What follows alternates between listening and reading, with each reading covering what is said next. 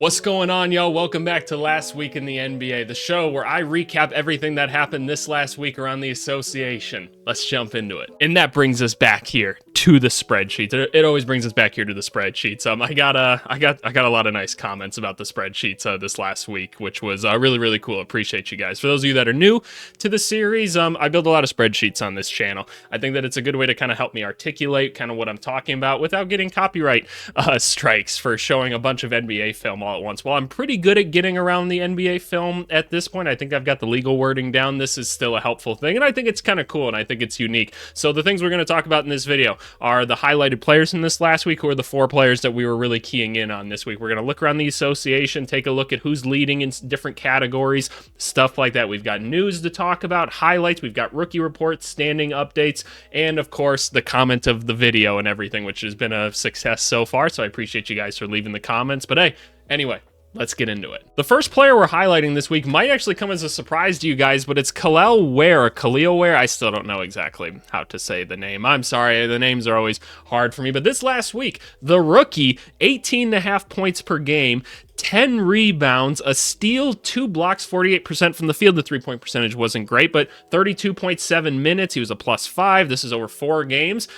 This dude's been showing out all of a sudden. I would say my draft like form that I fill out, or the scouting sheet that I filled out for the NBA team that I work for and everything, this might have been one of my most accurate years I've ever like filled out. Why can't I ever think of the term? Just like a scouting report, right? Of like, hey, how do I think these guys are going to perform? Stuff like that. The evaluations of where people ended up afterwards. Because I was pretty in high regard with Khalil Ware. What I thought was really interesting is that I'm like, hey, once this guy kind of gets situated, like it seems to take him a second, and once he kind of gets it figured out, he really accelerates quickly, and that seems to be what's happening here. Now, I don't want to overreact, right? Because I know the betting odds say like, hey, Khalil Ware is now the favorite to win Rookie of the Year and everything. And he is the hot name right now. That's totally fair. He's been just getting buckets for this team. He's playing good defense and everything. The Miami Heat always figure it out, right? That's the thing. They always figure things out the right way.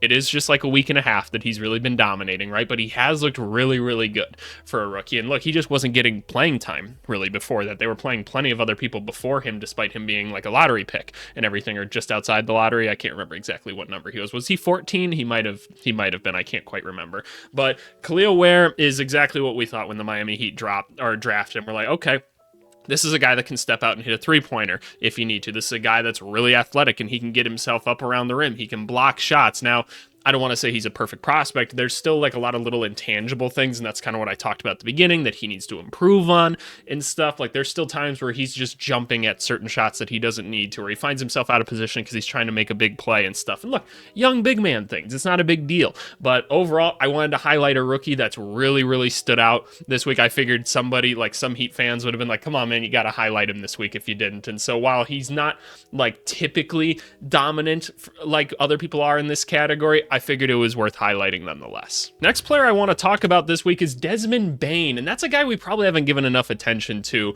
this whole season because the Memphis Grizzlies have been really good. This last week, 21 points per game, 8.5 assists almost, about 4 rebounds, getting about a steal a game. He shot almost 57% from the field, 52% from 3. This is across 4 games. He was a +17, right? The plus minus is kind of like meh, whatever overall, because that's obviously a skewed statistic. You guys know that, but putting in about 33.4 minutes per game. And Desmond Bane has been just really quality this whole season for them, getting you about 18, almost 6 assists, almost 6 rebounds, like a steal and a half, right? He's been efficient all the way around. Like this is just like a perfect third player to have on this team. The Grizzlies, I believe, are still the #1 offense across the NBA, and Desmond Bane has been a large reason why. What I think is so cool about his game, I actually got to see him at college in person, and I was a fan of his game even back then, even when it was a competitive space. I was like, wow, I really like this guy's game. Like big, strong, we all know that. He can shoot the basketball well, but he is, I would say he qualifies as that secondary ball handler role where like, look,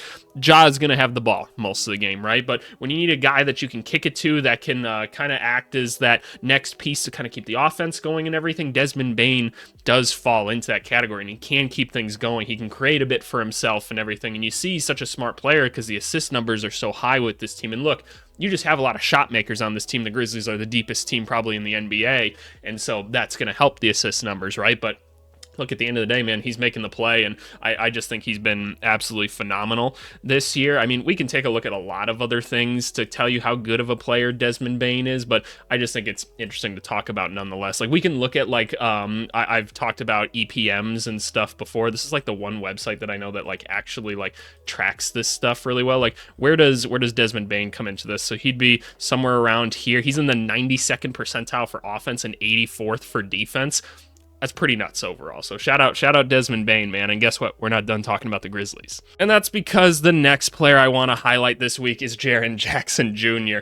26 points per game, 2.5 assists, kind of whatever, 6 rebounds. They go through a lot of different big men, so that's sometimes why you don't see the rebounding numbers quite as high, but a block and a half. He's been one of the Defensive Player of the Year candidates for sure. 38% from 3. He was 57, almost 58% from the field. Again, 4 games, he was a plus 18. The team's really, really good, so no surprises there. You look at Jaren Jackson's numbers over the season, about league average from 3, which is great from your big man, right? You love to see stuff like that. Field goals percentage is pretty good considering the types of shots he takes, but I remember at the beginning of the season, I drew a bit of controversy for saying I will take Jaren Jackson Jr. before I will take Ja Morant, and look, Ja Morant is really, really, really good. I'm pretty sure Jaren Jackson Jr. is worth a little bit more than Ja at this point, and that's just my that's my gut at the end of the day. If you want to disagree with me, put it in the comments. As a reminder, I respond to every single comment down below, so go do it, and then maybe you'll end up as the featured comment or something like that. But man, like, you can't tell me it's clear cut, Ja. You cannot, and I will make a very strong argument with you if you want in the comments that it's Jaren. Just be respectful about it, but I'm sticking with that. I'm taking Jaren over Ja at this point, and so he's had a phenomenal season. He had a phenomenal week of basketball, so shout out Grizzlies, man. Y'all are going, I wish y'all could get Jimmy Butler. I really wish you could. I just think it'd be a match made in heaven. Last guy we want to highlight for this week is Darius Garland. The Cavaliers just continue to run and get things done. I feel like they've been slipping like a little bit. They've lost like a couple of games recently, which, like, look, it's going to happen, right? It's not a big deal at the end of the day. But overall, Darius Garland this last week, 27 points per game, 7 assists, 2 rebounds for the little fella. Love to see that. Almost 2 steals a game, shot 52% from the field and 50% from 3. Pretty nuts. Yeah, you see the +1 here in the last week. That's most likely because they didn't win a bunch of games as of late. But overall in the season, Darius Garland is having a phenomenal season. You can take a look at the stats here. Super efficient, doing a bunch of things, sharing the backcourt with another elite basketball player. Darius Garland almost certainly going to be an all-star level player. I'd find it hard to believe that there isn't, but man, there's a lot of good guards in the East this year, but man, has he been awesome this year. Just in the creation ability, right? The speed, he can go get a shot from anywhere. He keeps his teammates involved, and now that Kenny Atkinson's got this team balanced in the sense where, like, Mobley, Jared Allen, Garland, and Mitchell can all be on the court and cohesive at the same time, right? We're seeing a lot better results this year, and that's why the Cavs win so many games, and obviously Mobley's been out as of late, but you're even seeing guys like Karis LeVert just, like, really getting it and figuring it out. Ty Jerome has a monster game every once in a while. Where is Ty Jerome at for stats on this year? Like, there's some games where he just doesn't get a ton of burn because there's a lot of guards in front of him, but you're still getting almost 10-11 points from Ty Jerome a game on crazy efficiency right here. It's nuts, man. It's nuts. Shout out the Cavs. Like, what a fun team. It's no surprise that they're hesitant to get in on, like, the trades and everything, because they're like, well, this team's really good. Like, why mess it up? And hey, I get it. I totally get it. But anyway, those are the players we were highlighting this last week. Let's go take a look around the association now. So you guys will see all these purple categories right here. These are season leaders and everything. We have some qualifiers on there. These points per game over the last week. These were the leading scorers over this last week. So shout out Shea, Cade, and Giannis being your top 3 this last week.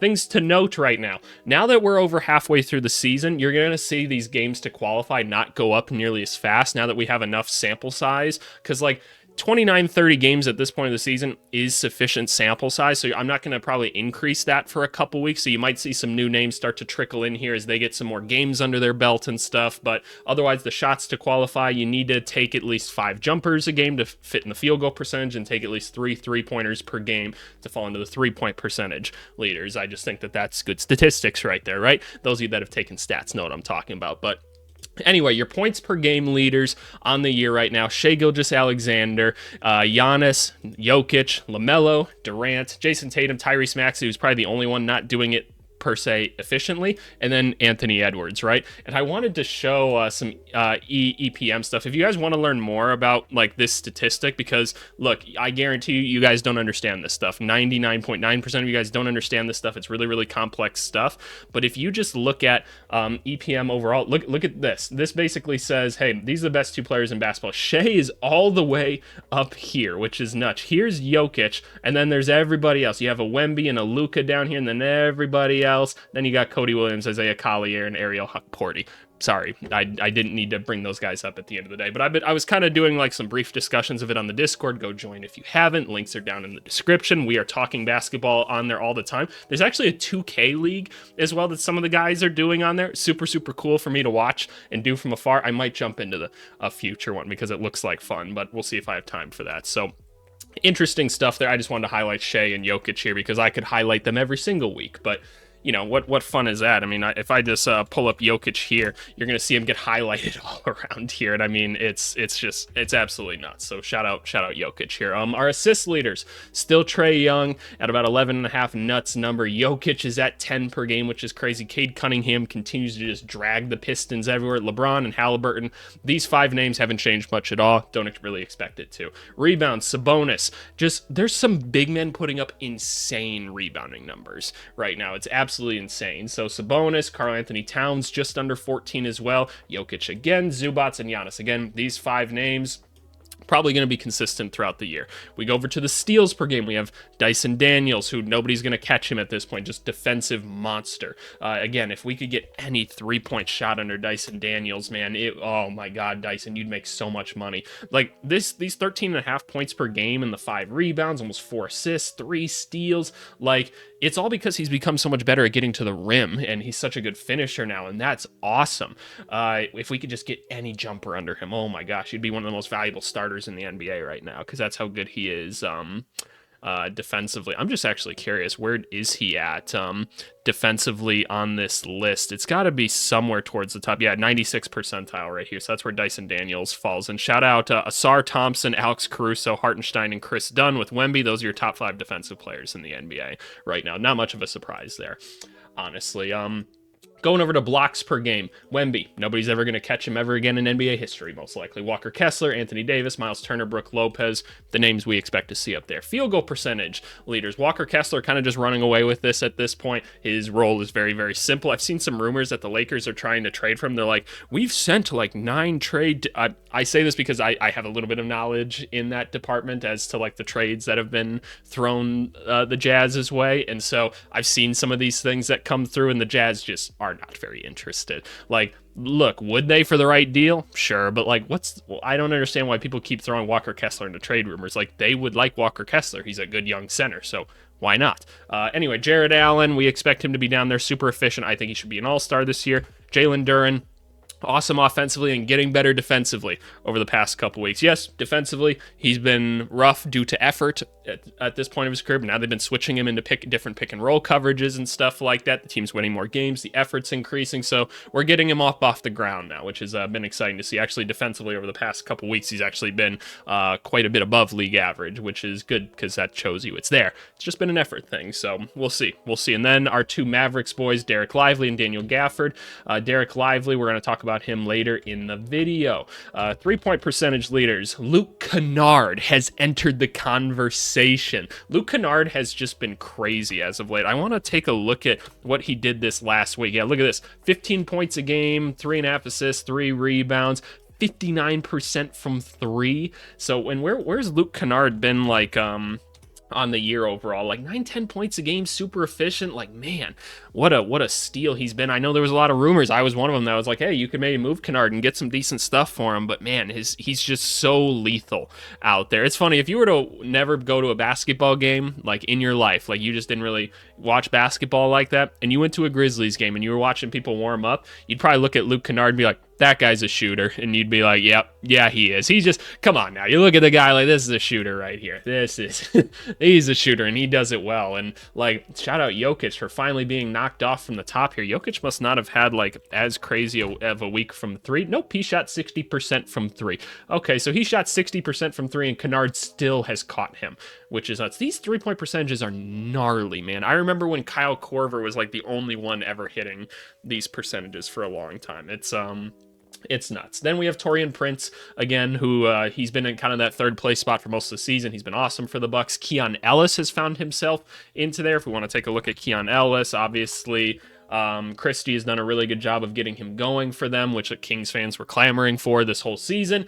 Me as well, being like, why is this guy not playing? So there we go. There's Keon Ellis, and then Zach LaVine, who's just having one of the most like elite offensive seasons we've seen in basketball in like forever. I was looking into some advanced analytics for the dude, and like, it's crazy. I believe he's like the #1 transition player in the NBA right now. I know like his catch and shoot numbers were like really high or something like that. Like his catch and shoot 3-point percentage numbers were like also crazy. And look, I'm a Bulls fan, right? So I'm a little bit biased in some of that stuff, but I can't fake the numbers at the end of the day, right? I think it's absolutely awesome. I know he's like the league leader in like efficiency in the isolation too, which tells you he's the best kind of just like shot creator. I believe he's 99th percentile for catch and shoot and for off the dribble shooting. It's crazy. So Zach LaVine, what a season. Somebody take him off my team, please. Please, just let me enter my rebuild. Like, let me die slowly. Just please end the suffering for me, because the Bulls are still just not that good. It hurts. It really, really hurts. But anyway, that's our look around the association. Let's go take a look at some news and some highlights. First bit of news to talk about here, we've got some dunk contest stuff. That's the first thing we got listed here. And so we've got 3 out of the 4 names. I presume they're still doing 4 names or whatever for the dunk contest this year. But we've got 3 names in the dunk contest. And I presume, and you guys obviously comment down below what you guys are thinking, names that you want to see. I think all of us were a little bit confused about some of the names that we're seeing so far. Not that these guys aren't athletic, but it's like, are these really the dudes that we want to see in the dunk contest? And look, we'll talk about the names in a second, but we know the top names never want to do the dunk contest, all that stuff. I don't know why. I think it would be fun. If I could do stuff like that, I would do it. I think the craziest dunk I've ever done is I caught a reverse, like I was running baseline, I caught a reverse that I kind of clutched and threw in. That was kind of cool. Otherwise, like fast break reverse, so kind of a 180. That's about it. I'm a big like 2-hand dunk kind of guy, so nowadays I'm lucky just to get dunks period. So there it is. But anyway, the guys that are in right now, we've got and I'll go pull it up here. The first one that we have is Matas Buzelis here of my Chicago Bulls, who, look, dude basically gets 1 or 2 breakaway dunks a game. Like, he is very athletic, he's very tall and everything, so that's kind of why he's in it, I guess. But I haven't seen him be like a creative or flashy dunker. He's kind of just trying to dunk on people, so I guess we'll see. I've seen a couple like high school highlights of him doing dunk contest stuff, but the dunk contest is so hard because it feels like we've seen every dunk that's like humanly possible at this point. Zach LaVine and Aaron Gordon ruined it for forever by giving us the absolute peak of dunks. So I don't know. Then we have another rookie in Stephon Castle here that's going to do it. And yes, Stephon Castle is very, very athletic, like that's for sure. So I haven't seen him do like a crazy dunk before. I've just seen him kind of float, so you know he's got bounce. So I'm very curious to see what he pulls out of there. And then we've got Andre Jackson Jr., who I'm a big fan of this guy's game just in general. Ultimate defensive player. I want to say like he's in like the 95th percentile for defense and like the 12th for offense. So like that's his role, right? That's what he does. But it's nice to see the 3-point percentage up to a little bit above league average at this point, even if it's like 1.5 attempts a game, which I think it is. I'm getting pretty good at remembering these numbers at this point, but correct me if I'm wrong. But we've seen him throw down some crazy in-game dunks, some crazy putbacks and stuff. He has bounce. Is it creative? I don't know. I'm going to be very curious to see. So who's the last person they're going to throw into this? Are we getting Mac McClung back? How many times have we had Mac McClung in? Has it been twice? I don't I don't know. So who's going to be the last person to do it? I don't know. Can we just have Wemby do it where he just kind of like gets on his toes and dunks? What are we giving that dunk at the end of the day? But I don't know. I think it'll be interesting. I feel like we got to find some other people that are going to put on more of a show or something. But I'll wait and see. I'm going to guess that Stephon Castle is going to pull some crazy stuff out that I just don't know that he has in his arsenal. So curious to see him at the end of the day. Next thing to talk about, we've got a trade to talk about, a very minor trade. The Suns and the Jazz made a little trade this week where, look, the Suns had one first-round pick left that they could trade. They're like 2031 unprotected pick. And people are like, look, they've got this one draft pick left. What are they going to do with it? And they called up the Utah Jazz, one of the like 3 to 4 teams that seem to have like all the draft picks in the NBA because they have like all the Timberwolves and all the Cavs picks from blowing up their team in the past. And they're like, hey, you guys got some less than desirable first-round picks, right? You guys probably think we're going to be asked by 2031, right? The Utah Jazz were like, yeah, we think you're probably going to be asked by 2031. So, like, you guys want this pick? Like, give us 3 of your less valuable first-round picks. We would rather break up this asset that we have in 2031 and turn it into 3 smaller assets so that we can be more flexible with them, which is an incredibly smart move, in my opinion. I will continuously say, who is the Suns GM? Who is the Suns GM? I have no idea. I don't know names. Oh, that's right, it's James Jones. I did forget about this. James Jones, look, there's a whole staff of people that get things done, right? It's not just one guy sitting in a room, but the Suns have had such little flexibility for a couple years now, and they continue to make phenomenal move after phenomenal move where they just keep threading the needle. And so while I know it's not going great on the court, I can't look at any move they've done and been like, that was like really stupid. Maybe letting go of like Chris Paul or something, like maybe, but even still, like they did some really good things with it. And so it's like, what are you gonna do at the end of the day? So I want to give a lot of props to them. We don't know what they're gonna do with these picks yet, but you have to imagine they're gonna try to move them around at this deadline so that they can compete, right? Because that's the goal at the end of the day. But man, what an interesting move. I think it's really, really smart. I think it's really, really cool. Next thing to talk about, Derek Lively has gone down for the Dallas Mavericks. The Dallas Mavericks have been struggling to stay healthy, along with a couple other teams at this point. Oh, where's Derek Lively's picture? I know what's wrong with it. The NBA's been like changing names and stuff, so my VLOOKUPs are a little bit off. But anyway, Derek Lively's had an awesome season, right? Especially because him and Gafford were looked at as very similar players, but now Derek Lively's kind of developed a little bit of playmaking side to him, so he's kind of put himself as a step up. Gafford is still awesome,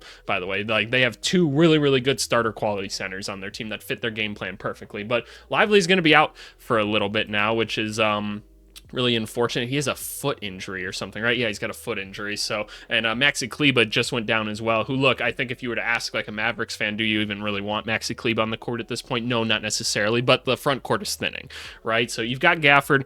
That's awesome. I've seen some Gafford like trade rumors. Yeah, like right here.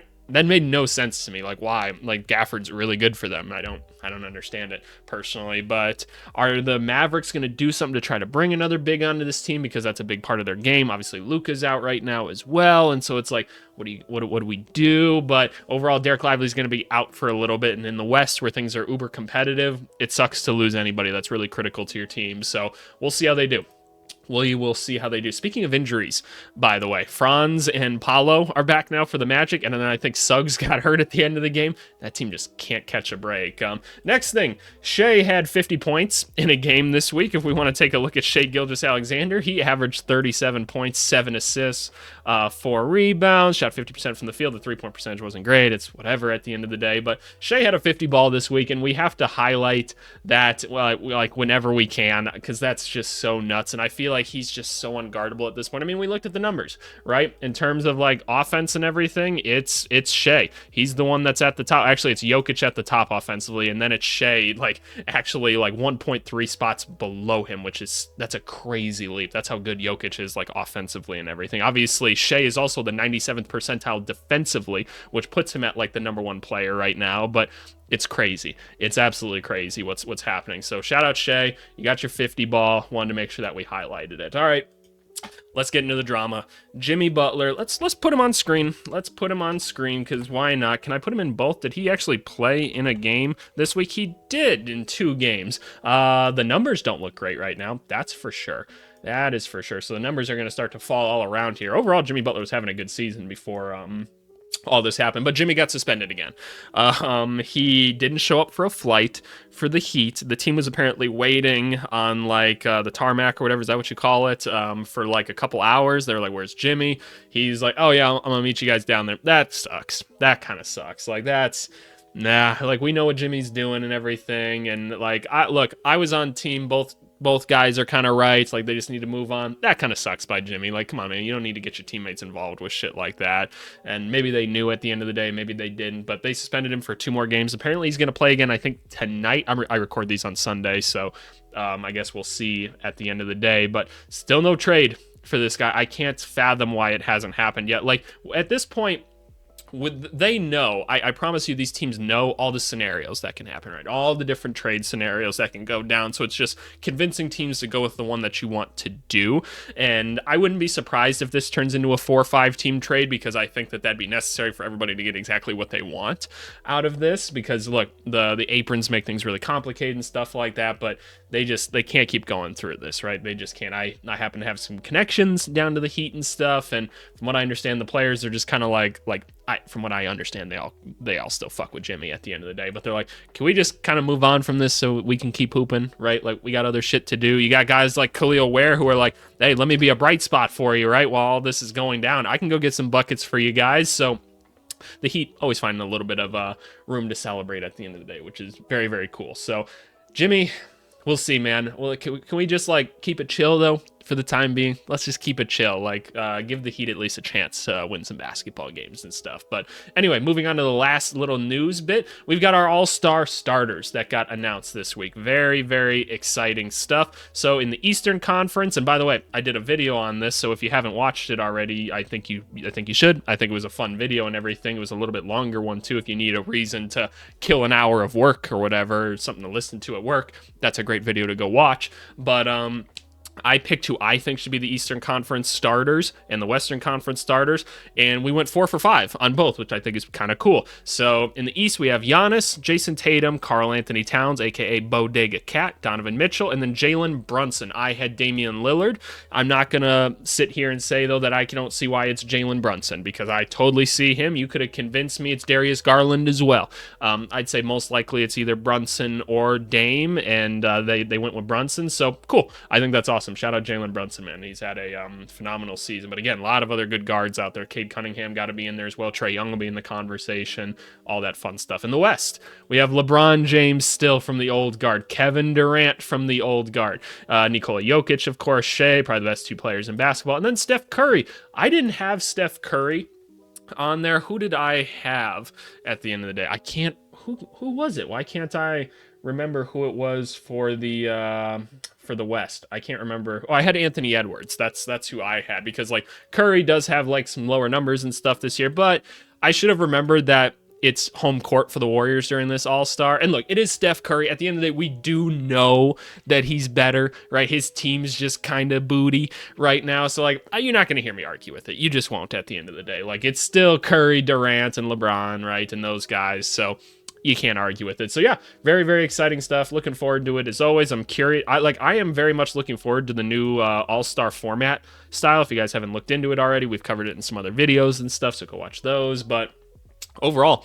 I'm excited. I'm excited to see something new. But yeah, let's go check in on our rookie report. All right, y'all. Rookie report time. This is where things start to get a little bit interesting, right? So again, we've got our 29 games minimum right here, and we've got a couple new names up on the list, which I think is very, very interesting. And I think this list is going to start to harden a little bit more. So I guess we'll see. Starting up from the top here, we have Jalen Wells, who Jalen Wells actually had a really good week. All the stats that you see when I type their name in down here, these were their stats for the week. And this is going to be a bit of a test for me, because I'm going purely based off memory. I read every box score every night, and I try to internalize it and break it down and be like, okay, what's kind of going on here in this game before I go and watch the film, which that's just kind of how I like to operate. So we're going to see how well I remember things. But Jalen Wells did have a good week overall this week.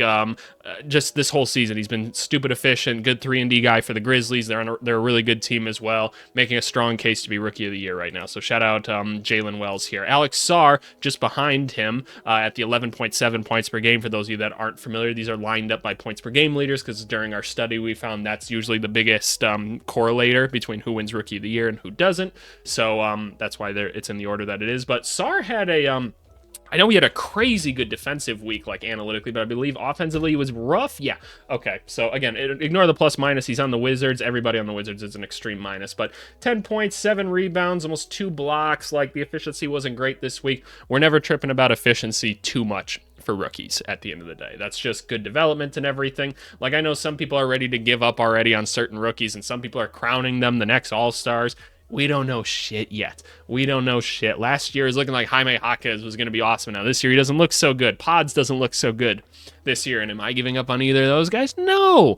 By the end of this year, if we don't start to kind of pick things up a little bit, I might have some questions. I'll be a little bit like, okay, this is kind of an unreliable prospect right now, but give him time, y'all. Give him time. You got to be patient. I know TikTok has rotted all y'all's brains, but relax a little bit for me. Next one, Stephon Castle. I know Spurs fans are in love with this guy. I love watching this guy play too. The intensity and the smarts that he brings are awesome. He still makes a lot of defensive mistakes. I know we want to crown him as like the ultimate defensive player. He makes a lot of mistakes defensively, and that's okay, but he makes a lot of big time plays too. He's going to be a good defensive player. Like, I'm so confident about that. And then offensively, meh. He makes some fun plays, like turns the ball over still a bit too much, out of position a lot, and he can't shoot. It's okay. He's a rookie. He's a young guard that's a rookie. He's going to be just fine. I'm not tripping about it. I want to say he wasn't that efficient this week either. Yeah, no, kind of the same thing. The 3-point percentage wasn't as bad, but I know he only took like 2 or 3 like attempts or something like that. So I don't think it's anything too crazy. But overall, Castle, what a season. Risa Shea, he's hurt still. Zach Edey is up here. He had a really efficient week, if I remember correctly. There we go. I'm remembering. I'm feeling pretty good about this. Again, plus minus is going to be really high because it's the Grizzlies. They're just kind of rolling people right now. But almost getting you the double-double and not even a ton of minutes, which is the crazy thing. You really can't play him like a ton of minutes. Again, gimmicky type of player, but highly impactful for them right now. And it seems like he wants to get in a fight every single week. Like, he is so ready to fight everybody, but I've never actually seen him swing. I feel like he's just a big dude with a scary face. I want to see him actually swing on somebody, but that's just me, myself, and I. Then you get down here to Dalton Connect, who, again, he kind of continues to fall out of the rotation for the Lakers, which not a big fan of, but overall, he was efficient this week. And again, really low minutes, but again, I think he's going to be a nice player in the league for a long time. So, I mean, look, 9.8 points per game this week, 9.3 overall in the season as a rookie. You take that, especially on a team like the Lakers. That's awesome. Yves Missy, his stats are just going to look identical every single week. So there you go. He made 2/3 of his shots, 11 points per game, 6.5 rebounds, a block and a half. He's got to be in Rookie of the Year conversations, right? I don't know who's Rookie of the Year at this point. I'd probably still say Sarr at this point, just because he is just like really dominant defensively this year overall. But I truly think it's going to come down to just who's ever the hottest at the end of the season, and that's who's going to win it. So I'd be curious to hear who you guys think should be it. But Yves Missy, perfect role player for this team already, and I think he's going to be a nice role player in this league for a long time. Probably a starter quality center in the NBA. Bub Carrington, he's one of those guys that I'm seeing people start to give up on a little bit because he's had some rougher performances. Yep, that's what I'm seeing. I saw the chatter on Twitter of people being like, damn, I thought Bub was going to be the star. He's a rookie point guard. Relax. I think this guy has a pretty good understanding for basketball. Unfortunately, he's on the Wizards, and they don't always allow that to thrive. That's its own thing, right? At the end of the day, but yeah, he's a young rookie guard. I'm not tripping about it too much. I don't think that there's a starter in this guy necessarily down the line. I'm not saying it can't happen either. That's just in my evaluation of him again that I turned into an NBA team. I said I don't see a future lead guard out of this guy. Maybe a nice backup kind of facilitator or something like that. So we'll see if we can get to that point. Tristan da Silva, again, Mr. Maturity and everything for the Orlando Magic. Doesn't do anything wrong, just can't always quite hit his shots. Let's see if my memory serves me right, because I'm pretty sure I looked at the box scores this week, and it said that he was looking like he was actually hitting shots this week. There we go. 10.5 points this last week. Overall, really good efficiency. We absolutely take that. And look, no surprise, Banchero, Franz come back, right? It's going to be a little bit easier for him. People can't key in on him quite as much. Makes a ton of sense. We already talked about Khalil Ware and the things that he's doing. Keyshawn George, again, I'm having trouble watching this guy a little bit. It's just, I just don't see much happening on the basketball court, and the efficiency continues to just kind of like tank. I hope that it works out for him. I look at him play, and I see a lengthy dude that's decently athletic, that can sometimes shoot. I don't know what I'm turning this guy into long term. I don't see the role. I don't necessarily see the projection. That doesn't mean it can't happen, and I hope it does. Like, I want you guys to know I'm rooting for all these guys at the end of the day. I don't get it, and when I already don't get it, and he's on like the Wizards, who just have a proven track record of not knowing what they're doing. I mean, Kyle Kuzma saying today, like, look, it probably took Kyle Kuzma a bit too long to realize this, but, you know, maybe not like all the way screwed in, right? He was like, I don't really like the direction of the Washington Wizards. Like, yeah, no shit, Sherlock. They took you that long to figure it out, so we'll see. We'll see. We hope for you Wizards fans out there that they can figure something out. I really do. Like, I feel for y'all. Ryan Dunn, he had a rough week, didn't he? Yeah. He had a rough week. Not very good minutes, a little bit inconsistent this week. Not that great. I'm sure the defensive numbers were still really good. I don't remember looking at his defensive numbers. Ron Holland, probably in a similar boat. He's definitely scored more points than that. There we go. Yeah, I know he's only taking like not even like a 3-pointer a game, so ignore the 60% a little bit. He just hit a couple more this week. But overall, still bringing it defensively, still bringing the energy. Just has to learn basketball, and that's totally fine. AJ Mitchell, he hasn't been playing right now. And then we have Filipowski, who actually, I believe, had really good rebounding numbers this week. Yeah, there you go. 8 rebounds a game this week. Shot at 37% from 3. Yeah, he's still kind of useless, like, offensively, I feel like. And so I'll be curious to see, like, long-term what we can do with that. Is there really a role for a guy like this that's not that great defensively as a big man that kind of just, like, picks and pops? And he had a good rebounding week this week, so that's good, but he's going to have to develop that a little bit further if he wants to end up anywhere. Talking about some of the other rookies out there, obviously Reed Shepherd. I don't even think Reed Shepherd got in a game this week. He did? Okay, nope, no he didn't. Okay, that's why there's no stats populating for him here. So, nope, nothing from Reed Shepherd. Again, it's just going to take a while. He's not NBA ready right now, and that's totally fine. Speaking of not quite NBA ready, Tijan Salon. We knew that, right? I'll still say highest ceiling, I think, of anybody in this class. I think he's really interesting. Can the Hornets get something out of him? We'll see. We'll really see. I feel like Charles Lee's going to do a good thing. Just kind of mark my words here. Donovan Clingan, who's not being featured on here.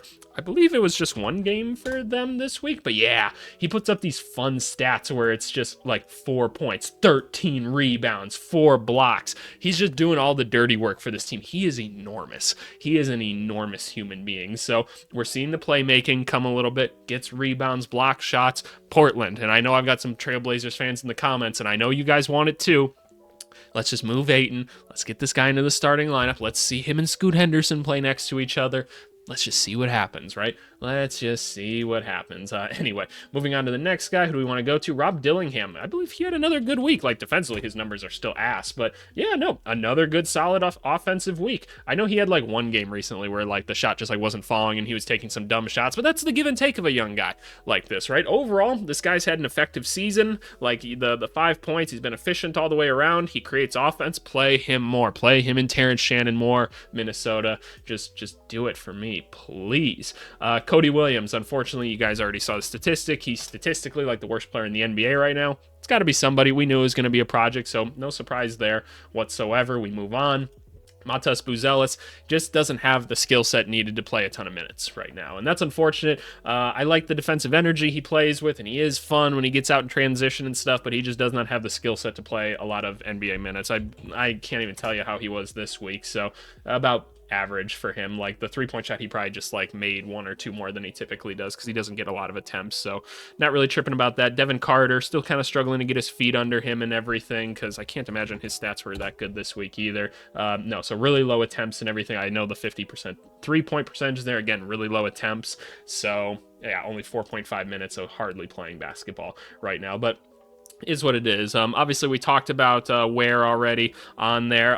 If I can highlight one other rookie that isn't on here that I feel like I haven't done a good enough job talking about. Where does he come in down here? There he is. Justin Edwards for Philadelphia. Because of injuries and everything, they've been throwing this guy out there quite a bit more, and we're getting some not bad like results. Like, Justin Edwards was like the #1 player in his high school class, went to Kentucky, nothing much really materialized out of it. He went undrafted because he just wanted to go one and done. His mind was set on that. But Justin Edwards, not really a surprise. He's playing better in the NBA than probably a lot of people thought. So Is there a world where we turn this guy into something? I mean, he's a young, athletic, lengthy wing that can do a couple things. Like, you look at these statistics right here. Like, again, he's one of those guys that doesn't quite get basketball, kind of the Ron Holland type, but 9 points a game, league average from 3 right now. And again, not a huge sample size, and this is from this last week, and it takes a lot of dumb shots at the same time, but he's pretty fearless. Overall in the year, not bad numbers for a rookie. Not bad numbers. So we'll see what Philly ends up doing with this guy. Obviously, McCain went down for them and everything, but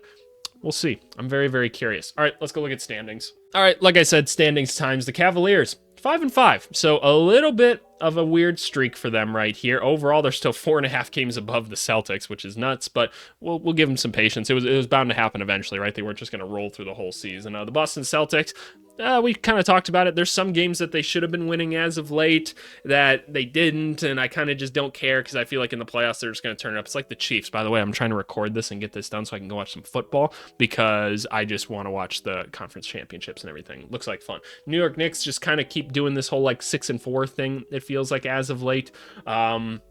They just need some depth. Yeah, we'll continue to say they need some depth. The Bucks, a lot of trade rumors coming out from the Bucks right now about them making Middleton and Bobby Portis available. I know that they've had some conversations with some teams about it, that I've personally heard about it and stuff. If you guys haven't watched it already, go watch my Bucks kind of like trade simulation video where I went and I traded Chris Middleton. Surprise, surprise.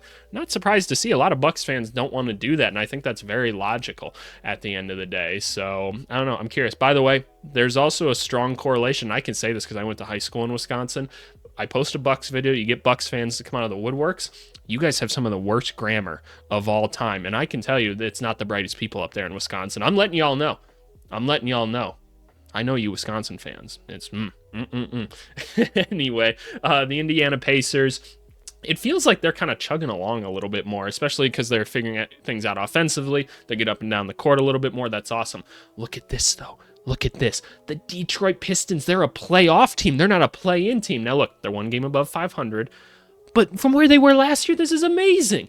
Cade Cunningham, most improved player, just because of this. He is dragging this team. They've got actual shooters around him. We know the story. You guys have heard it 1,000 times. Asar Thompson's starting to play better. They've got the cool lineup they go to with Duran, Asar, and Ron Holland, where they score like no points, but they just lock teams up for a little bit until Cade gets back in.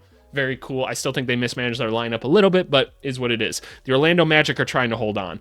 We talked about it when Franz went down too, that they're kind of into a bit of panic mode. Look, I've, again, got some contacts there. I know the coaches were like, Jesus Christ, man, we just can't catch a break. I can tell they are trying everything in their playbook to try to win games, and I give them all the credit in the world, man, because they are in a difficult situation, but this team probably should make a trade now. Go get you a shot creator or something like that. You guys have the assets to do so. I think that makes sense, because look, you just got to get this team back healthy. It's going to take a bit for Franz and Powell to get going, even though they played well. Like, they played well this week, which is awesome, but let's do something. Let's kind of re-spark things a little bit, right? Just because it's been a lot. It's been a lot to go through. The Heat, the fact that they've been 5-5 over their last 10 is amazing, considering just all the like player movement and uncertainty and everything that's going on. Because like, does that weigh on guys much during the game? No, like it really doesn't, but it's just there's a lot of uncertainty. You're without your best player all this time. It's interesting. The Atlanta Hawks starting to come back down to earth a little bit. The Hawks and Bulls just feel like the two teams that are going to forever be the 9 and 10 seeds because they've got good players putting up good stats, but they just can't win basketball games. So that's both my Bulls and my Hawks thing. Can I just please say, as a Bulls fan, please, somebody, if there's some GM out there that just wants to give me a little bit of happiness, somebody take Vucevic and Levine away from me. They're having such good seasons, and I do like them a lot as players. It's just, please let me enter a rebuilding phase. That's all I want. If the Bulls don't make a trade by the deadline, you guys are going to get a very angry rant video from me. So just be prepared. The Philadelphia 76ers, I can't watch this team. It is hard to watch this team play basketball because like Maxi's cool and everything. He's just been so inefficient this year. Embiid's just like never there. Paul George is struggling this year, and the supporting cast just feels so hodgepodge and everything. It's unfortunate. The Nets doing their damnedest to get down there and lose basketball games. Good for you, Brooklyn. You guys know what you're trying to do. They're like, you guys wanted us to lose, sir? Yes, sir. We're on our way down. They're catching up. They are catching up to Toronto and Charlotte down here, who again, it's rough. Toronto just has like no bench whatsoever. Like Scotty can only do so much for them, right? Charlotte is just hard to watch, but they've actually been 500. When LaMelo plays, like, you at least have a chance, even though he's been incredibly inefficient this year. And I'm not sure he's even playing winning basketball. It's kind of hard to tell. And then the Wizards. Oh, the Washington Wizards. Let's move on. Oklahoma City, they keep running people. That's awesome. The Houston Rockets and Grizzlies are two of my favorite teams to watch right now. Play Amen Thompson more minutes. Play him more minutes. How many minutes per game was Amen getting this week? Let me pull the dude up. He was getting this many minutes. This is how many minutes he should get this week. 18, almost 19 points a game, 6 assists, 12 rebounds, 2.5 steals, 52% from the field. Play the kid more minutes. Make him a full-time starter. He is just a winner. He's a winner. Put Amen Thompson in the game more. The Grizzlies, offensively, just awesome. So much fun. Denver, just ride Jokic, man. Try to find a bench player, please. By the way, if you guys were curious, because I know the Zeke Naji trade is like always up for debate and everything. Where's Zeke Naji? There he is. Zeke Naji's all the way down here. So yes, he is unfortunately just as bad as we think he is for that contract. That's rough. Hate to see that. The Lakers still just staying afloat. Honestly, like, all said and done, a lot of credit to JJ Redick and everything, because this is a weird roster that he's just kind of making it work and staying afloat in the West, so good for him. The Clippers are still there as well, which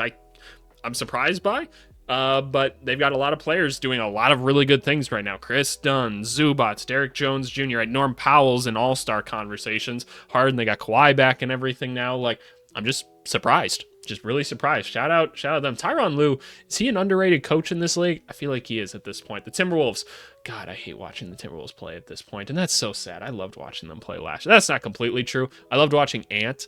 The offense is still just so hard to watch, and there's just so many complaints I have. The Suns, man, they're an 8 seed still. They could turn it around, but you know the Mavericks are going to kick it back up once Luke is back. Like, they will. As soon as he's back, they're going to kick it up a little bit. I don't know about the Kings. Like, they're winning more games. Look, they're 7-3. They've been consistently, like, winning more basketball games. They're crawling back up. Do we think that they can find it? I don't know. If the Warriors don't make some sort of move, I'm going to suspect they stay down here. This is exactly where I predicted them at the beginning of the season, so that's good for me, I guess. The Spurs, stay where you're at. Stay where you're at. Just be patient. Don't do anything hasty. Go get you a good player in the draft again this year. Slowly build up with Wemby. Shout out AJ. Is it Dibatanza? I don't know how to say his name. He's like the number 1 player in the next year's class. He's like, I want to play with Wemby. I bet you do, dog. I bet you do. We'd like to see it too. The Portland Trailblazers, please go make some moves. Please go make some moves. I just want to see if your young guys are turning into anything. Shout out them for playing Denny more, though. We give them credit for that. The Pelicans, why is Zion out again? Is he hurt again already? I saw he wasn't playing in like a couple of games this week. What was going on with Zion? Did he play? How many games did he play? He played in 1 game, 28 points, 11. He was great in that game, minus 20 because the Pelicans are bad. But is he hurt again? What's going on with Zion? I didn't even pay attention. Then the Jazz, they're just chilling. Jazz are doing their thing. They know what they're doing. I have full confidence in this organization at the end of the day. So that is what it is. But anyway, that's our recap and everything. Stay tuned for the comment of the video. All right, y'all, comment of the video coming from the trades that can realistically save the Milwaukee Bucks video is doing very well right now. Not surprised by that. Y'all love these videos, and I like doing them too. We've got here from M2 Adventures 63 or 630. Great content. I appreciate your takes and agree with most of them. Here's the part that I like, though, and this is kind of a YouTuber perspective right here. We'll watch in detail again to make some more feedback, but thanks a lot for making this. Or a Bucks fan, by the way. Where can I possibly get this app for the trade machine? He's talking about Fanspo. I gave that advice and everything, but I really want to take the time to appreciate this guy. Was like, hey, just wanted to say I like the video and everything, but let me make sure I watch this whole video before I comment things. Like, I just think this is a good skill for a lot of y'all to practice, especially some of you Milwaukee Bucks fans who come in and you're like, what about this? If y'all would have just watched the video or paid fucking attention, y'all would have realized. But I just really like that this was acknowledged and everything. So shout out to y'all. Leave me some crazy comments or something so that you guys can maybe be featured in this, or maybe I'll do a dumb comment of the week or something like that. That could be kind of fun too, but I don't want to be too mean. But anyway, that was this week in the NBA. Appreciate you guys as always, and we'll talk to you later. Thanks so much.